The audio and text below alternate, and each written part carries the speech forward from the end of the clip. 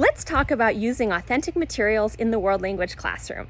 Typically, authentic materials are defined as products that are made within a target language speaking culture for members of that culture that have a purpose other than language education. Now, it doesn't necessarily mean they're made for adults. They could be made for children in the target language speaking community, and they could be comprehensible by non-native speakers at whatever level of the language. But they're generally made for some purpose other than teaching the language. Now, you might be asking yourself how you can use authentic materials in the language with your beginning and intermediate students when oftentimes they are very difficult for their level.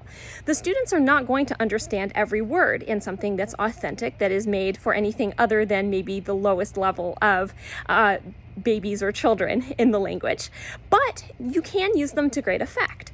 Now, those of you coming from comprehensible input backgrounds may especially struggle with this because you might think that your students are going to get frustrated and confused if they don't understand every single word. Now, that may be true, but part of it is the students' expectations. If you modify the level of the text by always making something very simple for them and making sure that a new word is introduced 15 or more times every time it is you introduce a new word, then they're going to be accustomed to that, and they're going to be frustrated more if they maybe encounter a new word that doesn't have 15 repetitions. But if you modify the level of the task, the students are going to be asked to do something that is more simple than understanding every single word. For example, if they have to do a reading or do a listening for the purpose of finding certain information, it's going to be easier for them because they will start learning other skills like scanning and skimming, or listening for a main point, or listening for a phone number, and they won't have to feel like they have to understand every single word.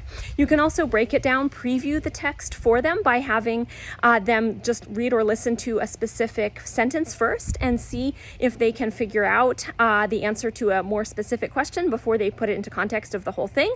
Maybe give them a sentence starter from the text and see if they can figure out how that sentence is going to end or predict what happens next. Or maybe they have to predict what character is going to be speaking. They could be introduced to the characters and the topic and then maybe given a sentence, and they have to decide that before they listen to or read the whole thing in context.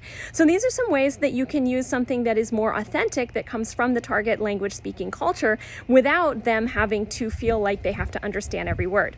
Now, a great opportunity to use authentic materials is also by using images. Now, if you use images, oftentimes they're accompanied by a very small amount of text. For example, a magazine cover or a photo with captions, maybe as part of a longer article.